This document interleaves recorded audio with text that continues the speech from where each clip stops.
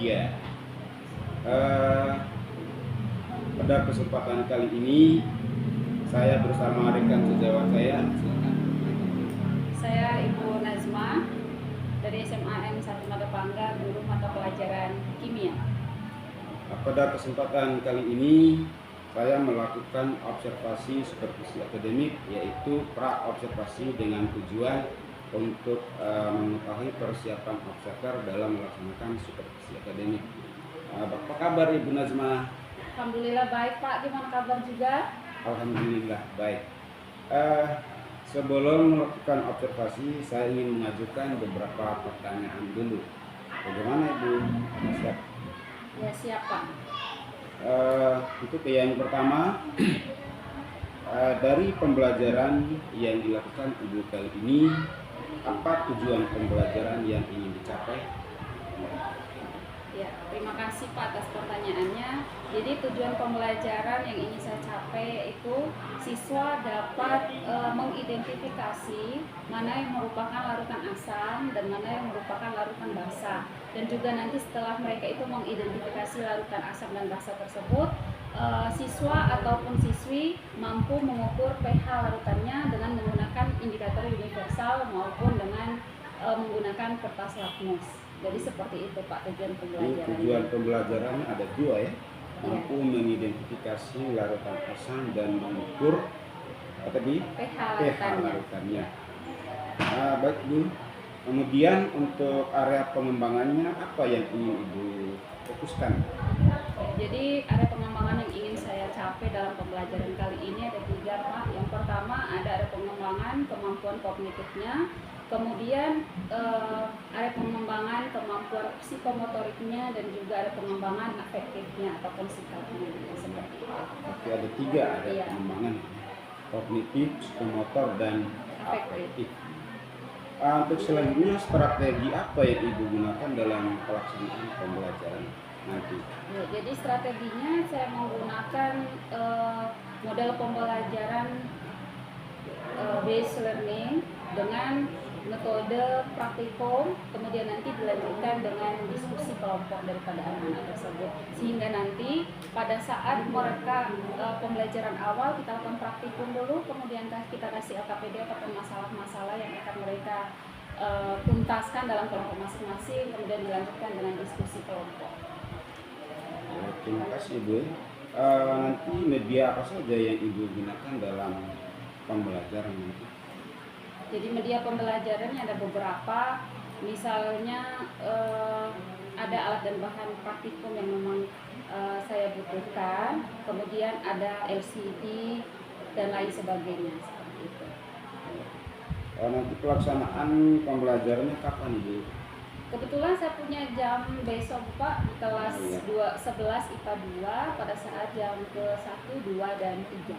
Ya baik, terima kasih buat waktunya. Ya, sama-sama. Demikianlah wawancara pra-observasi. Mudah-mudahan observasi dan supervisi akademik kali ini dapat berjalan dengan lancar. Terima kasih Bu.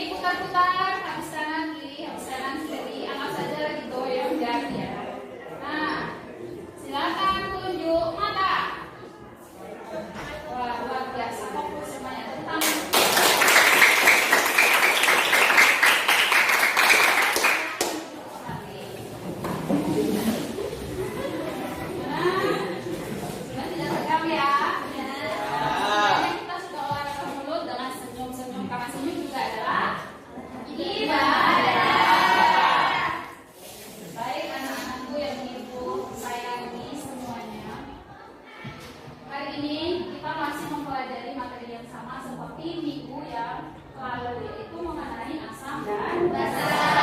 Tetapi hari ini dengan indikator yang berbeda. Oke, seperti biasa sebelum Ibu mulai pembelajaran, Ibu selalu memberikan motivasi terlebih dahulu nih. Jangan pernah merasa apa yang kita pelajari hari ini tidak akan pernah ada gunanya. Jika tidak ada gunanya sekarang, suatu saat pasti akan ada gunanya. Nah, Ibu ingat ya.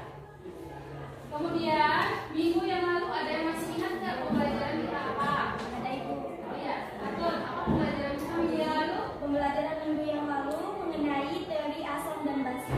Nah, betul sekali. Minggu yang lalu kita sudah mempelajari teori asam dan basa. Teori asam dan basa itu ada teori Arrhenius, ada teori Bronsted-Lowry, dan ada teori Lewis. Nah, yang sekarang kita pelajari adalah bagaimana kita mengetahui atau mengidentifikasi larutan asam dan basa itu. Nah, adapun KD-nya masih sama seperti minggu yang lalu ya. Menjelaskan konsep asam dan basa serta kekuatannya dan kesetimbangan pengionannya dalam larutan. Nah, indikator yang sekarang ada dua, mengidentifikasi dan menentukan larutan asam basa serta memprediksi pH larutan dengan menggunakan beberapa indikator. Penilaiannya masih sama, ada penilaian kognitif, psikomotorik, dan afektif. Kriteria ketuntasan minimumnya adalah 76. Tujuan pembelajaran kita hari ini adalah peserta didik dapat mengidentifikasi dan menentukan larutan asam basa serta dapat mengukur pH larutan menggunakan kertas lakmus dan indikator universal melalui percobaan dengan menggunakan model pembelajaran discovery learning atau pembelajaran yang kita ketahui yaitu pembelajaran penemuan serta menggunakan metode pembelajaran diskusi dan praktikum. Sampai di sini paham anak-anak? Nah, apapun yang kita pelajari itu kita harus tahu manfaatnya nih. Manfaat pembelajaran hari ini apa kira-kira? Kita mempelajari asam basa ini apa kira-kira? Ada yang tahu? Nah, asam itu dapat melepaskan ion H+ dalam larutan, basa menerima ion H+ dalam larutan juga. Keduanya berperan dalam reaksi kimia, pengaturan pH dan berbagai aspek kehidupan sehari-hari termasuk dalam sistem pencernaan dan pembuatan makanan.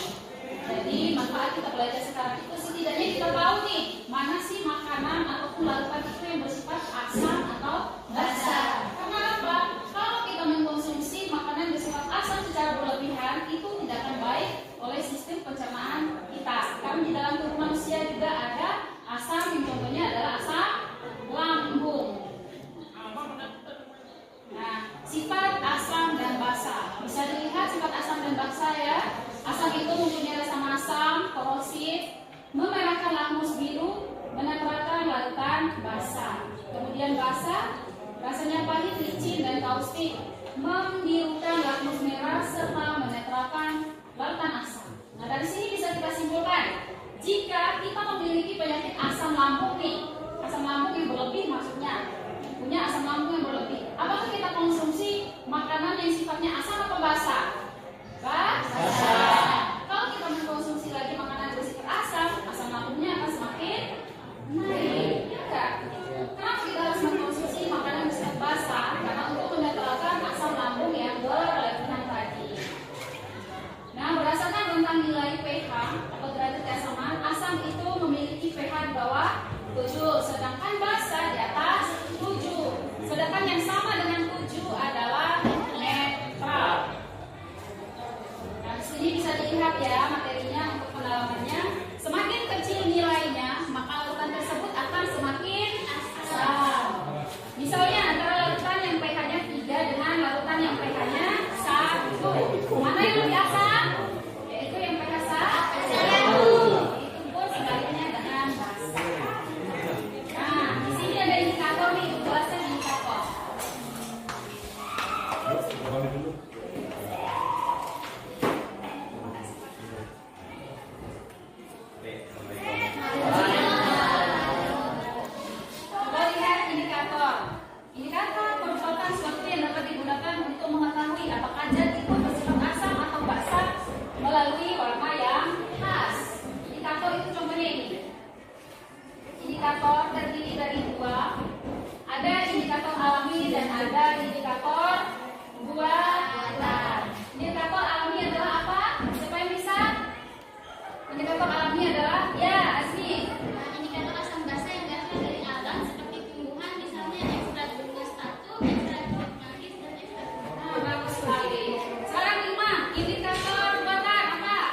indikator buatan adalah indikator asam basa yang dibuat manusia, biasanya berupa bahan kimia seperti kertas lakmus, indikator universal, dan lain-lain. Oke, tepuk tangan untuk kertas lakmus itu ini maksudnya. Ini ya, kertas lakmus. Ada kertas lakmus merah, ada kertas lakmus indikator universal. Indikator universal ini ada angkanya. Kan sudah pernah dijelaskan minggu yang lalu ya. Angkanya mulai dari 0 sampai 7 itu sifatnya asal. Yang 7 saja netral. Kemudian kalau nanti yang 7 sampai 14 dasar. Bila nanti digunakan saja pada saat praktikum atau percobaan indikator kedua-duanya. Yang ini untuk mengukur pH asam atau basa, yang ini untuk identifikasi warnanya. Paham ya? Nah, di sini ada yang mau bertanya? Saya Bu. Ya. Bu, bagaimana sih cara mengidentifikasi lautan asam dan basa dengan menggunakan kertas lakmus? Tepuk tangan untuk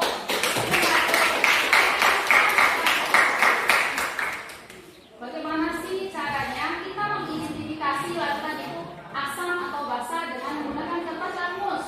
Nah, kertas lakmus kan ini kan. Nanti tinggal kalian celupkan saja kertas lakmus ini di dalam larutan yang tersedia. Boleh menggunakan dua-duanya. Celupkan masing-masing ya. Habis dicelupkan, lihat perubahan warnanya. Jika lakmus biru ini berwarna merah, berarti sifatnya adalah asam. Kalau masih berwarna biru, berarti tetap basa. Pintar ya.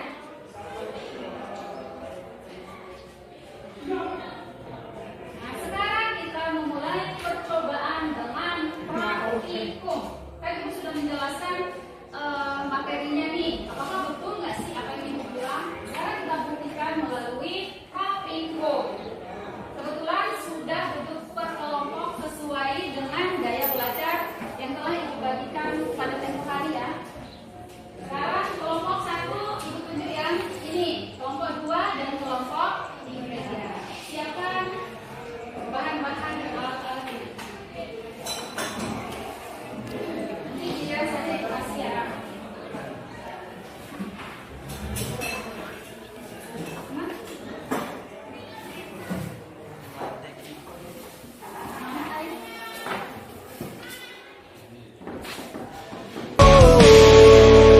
Satukan tekad, genggamlah erat, tetap semangat, jadilah yang terhebat.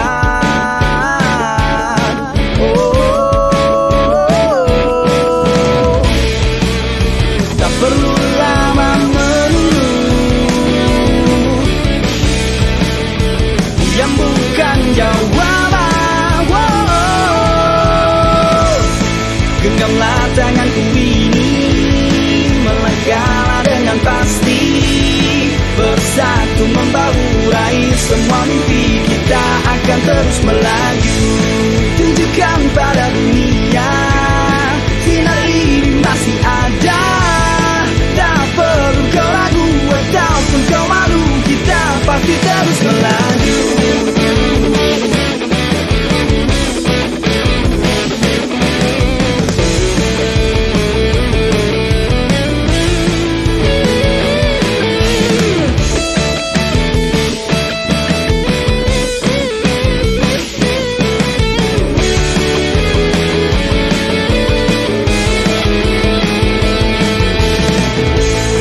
Genggamlah tanganku ini, melangkahlah dengan pasti, bersatu membahu raih semua mimpi kita akan terus melaju. Tunjukkan pada dunia, sinar ini masih ada. Tak perlu kau ragu ataupun kau malu, kita pasti terus melaju. Genggamlah tanganku ini, melangkahlah dengan pasti, bersatu membahu raih semua mimpi kita akan terus melaju. Tunjukkan pada dunia, sinar ini masih ada. Tak perlu kau ragu ataupun kau malu, kita pasti terus melaju. Oh, oh, oh, oh.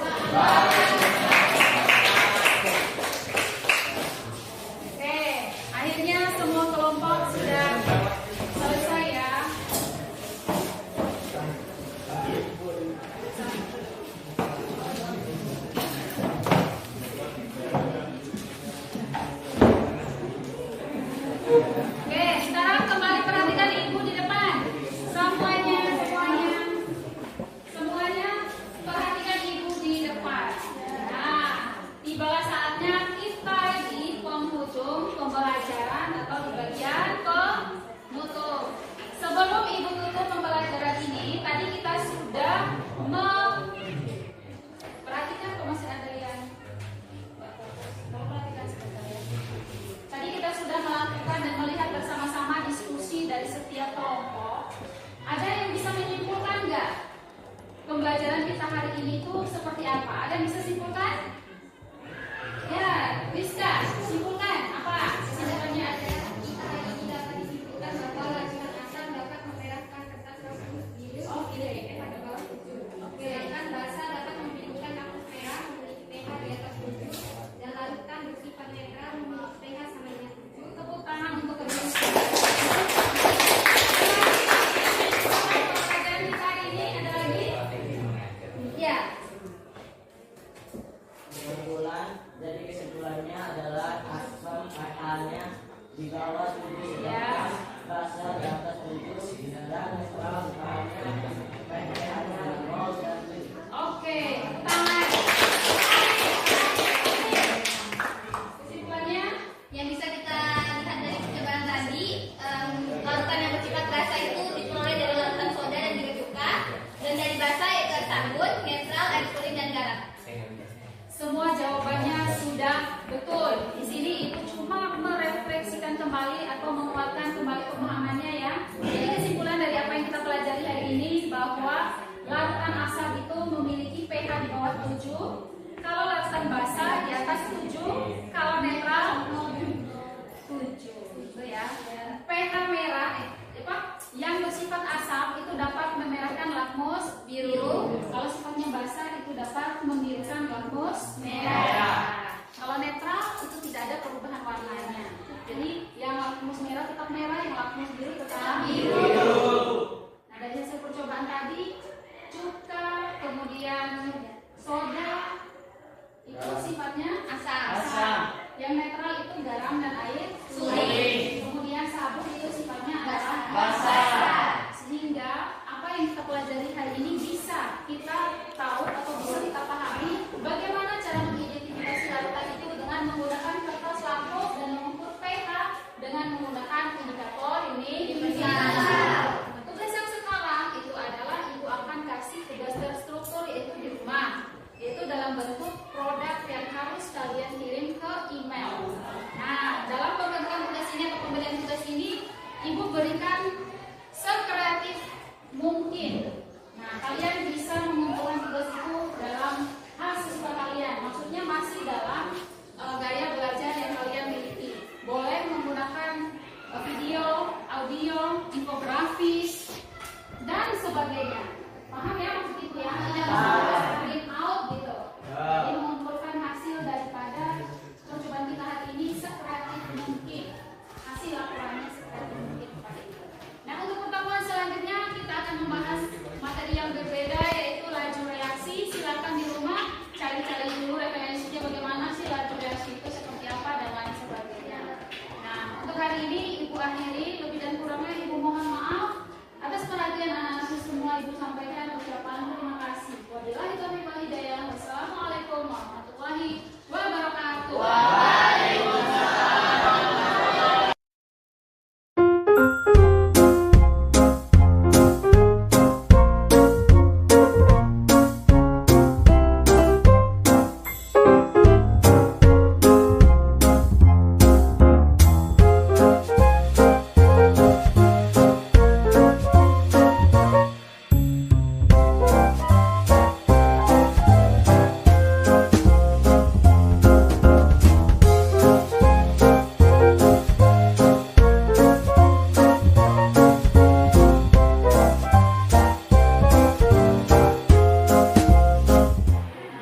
Assalamualaikum warahmatullahi wabarakatuh.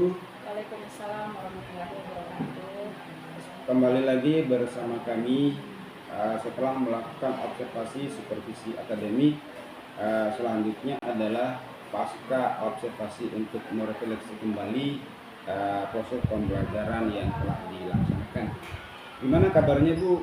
Alhamdulillah masih semangat Masih Pak, semangat. masih sehat. Iya, alhamdulillah ya, luar biasa tadi pembelajarannya. Terus perasaan Ibu setelah pembelajaran yang kemarin itu seperti apa perasaannya? perasaan saya Bapak, saya merasa senang dan bahagia dan juga merasa deg-degan. Kenapa saya merasa deg-degan? Karena ada sesuatu hal yang saya rasanya baru, karena memang pembelajaran yang saya lakukan selama ini kan tanpa didampingi oleh rekan sejawat dan lainnya. Sementara kemarin ada Bapak yang mengamati saya dalam kegiatan proses pembelajaran. Jadi yang pastinya saya senang dan bahagia. Ya, alhamdulillah ya, senang dan bahagia walaupun ada deg-degan. Ya. Saya ingin bertanya selanjutnya, ini Bu, saya ada mohon maaf ya. Apakah pelaksanaan pembelajaran kemarin sudah sesuai dengan yang Ibu rencanakan? Saya rasa sudah Pak, karena memang tujuan pembelajaran dari awal yang saya rencanakan itu memang berhasil adanya. Sesuai apa yang saya paparkan kemarin, ada 2 tujuan pembelajarannya. Peserta didik itu mampu mengidentifikasi mana yang merupakan larutan asam dan larutan basa dan juga dapat mengukur pH-nya masing-masing. Jadi saya rasa pembelajaran yang saya lakukan sudah tercapai. Luar biasa, tidak ada yang terlewatkan. Kira-kira apa enggak menjadi kesulitan atau hambatan atau tantangan yang dihadapi pada proses pembelajaran kemarin? Ya, jadi tantangan atau hambatan yang saya rasakan itu masih dalam seputaran peserta didik Pak. Kenapa? Karena pada saat proses diskusi ataupun pengerjaan kelompok itu masih ada siswa yang berperan pasif dalam kelompoknya, masih mengandalkan kemampuan teman dan lain sebagainya. Harusnya anak-anak itu percaya diri dengan kemampuan masing-masing dan berperan aktif dalam setiap proses pembelajaran. Jadi saya rasa itu yang menjadi hambatan dan kendala saya pada saat pembelajaran kemarin. Oh ya, masih ada peserta didik yang belum bisa bekerja sama ya. Kira-kira kompetensi mana yang harus Ibu kembangkan lagi setelah pembelajaran kemarin? Saya kira kompetensi yang ingin dikembangkan lagi itu di bagian psikomotoriknya, ya, prakteknya. Jadi memang kolaborasi yang kuat itu harus kita tingkatkan lagi sehingga tercipta kerjasama dan kolaborasi dan hubungan yang erat antara peserta didik yang satu dengan yang lainnya. Ayo, terima kasih Bu. Ini yang terakhir Bu, refleksi. Apa harapan Ibu untuk pembelajaran selanjutnya? Jadi harapan saya untuk pembelajaran selanjutnya itu pastinya ingin ataupun berharap agar pembelajaran proses berdiferensiasi itu lebih dikembangkan lagi. Kemudian apa yang sudah disampaikan ataupun yang sudah bagus pada saat sekarang itu bisa diimbaskan ke rekan sejawat yang lainnya. Terima kasih Bu atas waktunya, luar biasa ya. Mudah-mudahan apa yang telah dilaksanakan oleh pengalaman dari Ibu Nazma bisa menjadi pelajaran bagi kita semua. Assalamualaikum warahmatullahi wabarakatuh. Terima kasih Bu.